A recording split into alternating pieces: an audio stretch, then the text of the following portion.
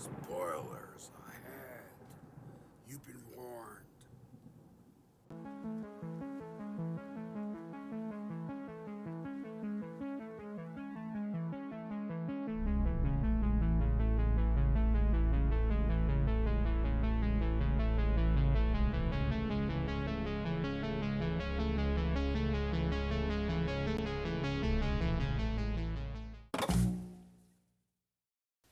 Alright, come on in, hit the like button, think about subscribing if you're not already.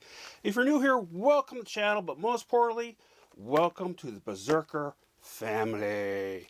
So this is my thoughts and review for the season 5, for season 5 of the series final of Stranger Things. This will be a bit of a different and short review than normal. Sometimes they tend to be short in general, but this is definitely going to be a little bit of a different formula on this specific one, and then we'll be back to, the normal routine. But first off, that was a fantastic ending to a series. A complete buffet of epicness, 80s action, 80s sci-fi, emotions, impacts, and even felt a little bit emotion for Callie. Death, but to be honest, not a fan of her in the second season, and specifically in this one. She was a very obnoxious, very untrustworthy. She just rubbed me the freaking wrong way pretty quickly. But it was a cool reveal when they did it. But to be fair, she kind of appeared out of nowhere after all these seasons.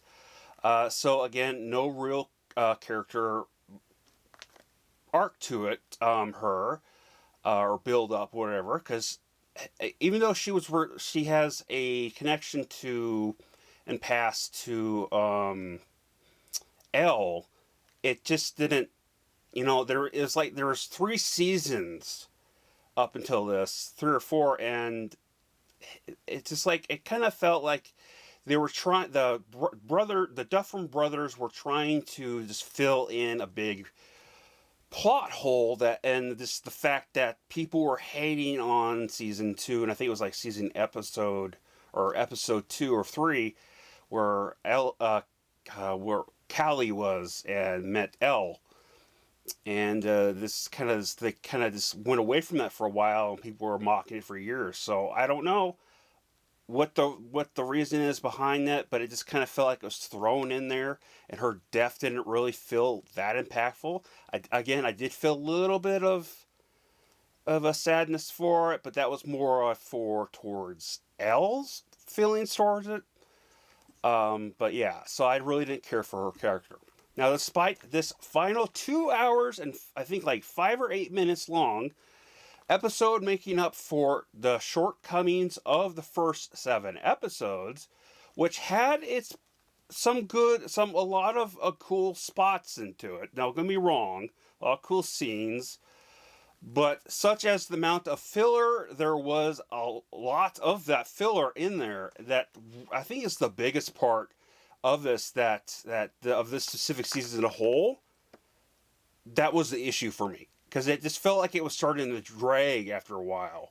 And then they have, on top of it, to make it worse, they have a month or 2 in between each of these. I think it was like 3 or 4 different volumes, I guess they call it. But yeah. Or the fact that the annoying Jonathan, Nancy, and Steve love triangle being drawn out over the years for too long. At this point, I literally didn't give a care for Nancy and Jonathan's breakup. Titanic scene in the upside down in the upside down of this season. And that's more. I like the characters individually. Don't get me wrong. I like Nancy's character actually went from being a girlish wimp to this kind of badass 80s type of girl. Kind of ironically, like Sarah Connor was. Where she was in the first one, she was this innocent type of wimpy type of girl. And then in the second one, she goes and becomes this fearless badass.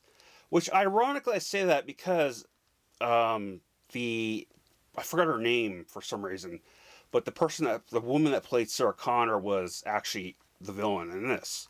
Which she did a fantastic job, or I would say fantastic, she did a good job. And I say that because she doesn't have a lot of, like, vast story arc or character story to her, throughout this. She didn't really get to shine. I think she felt like more she was just thrown in there as a villain, but yeah.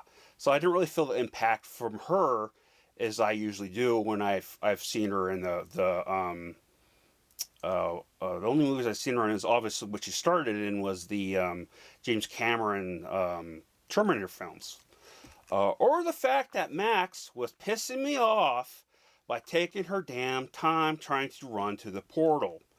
And I know for a fact after seeing on the internet after that second part of volume that people were working annoyed. And I honestly, the second time with her and Holly was, holy crap, was it painful. It's like, I get the dialogue, why they do that, why they had to have that, but they could have put that somewhere else. Or had it actually more like, had it before time. It's like she was taking forever. It was so painful. I just wanted to say, just Run, bitch! Run! It's like, God, go already, Max. We've been waiting for this whole time, for 3 years of trying to figure out what happened to you, and then all of a sudden we know what happened to you, but then you do not. You just take your time more than once. Now, as all of that ranting being said, this was a very, very satisfying and very beautiful ending to this franchise/series.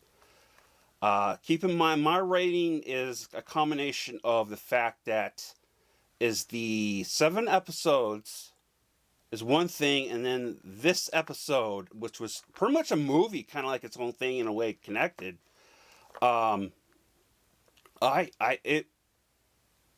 Here's my rating.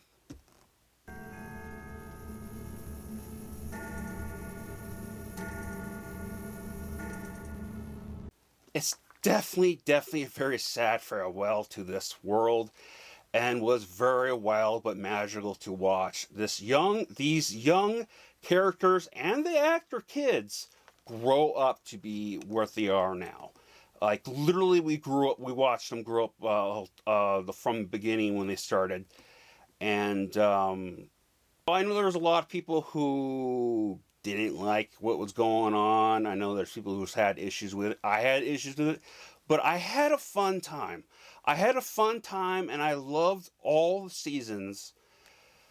This one I liked, but technically the last episode that I just got done about an hour ago, and I needed time to recuperate from, because holy crap with emotions, I absolutely had a fun time. I loved it.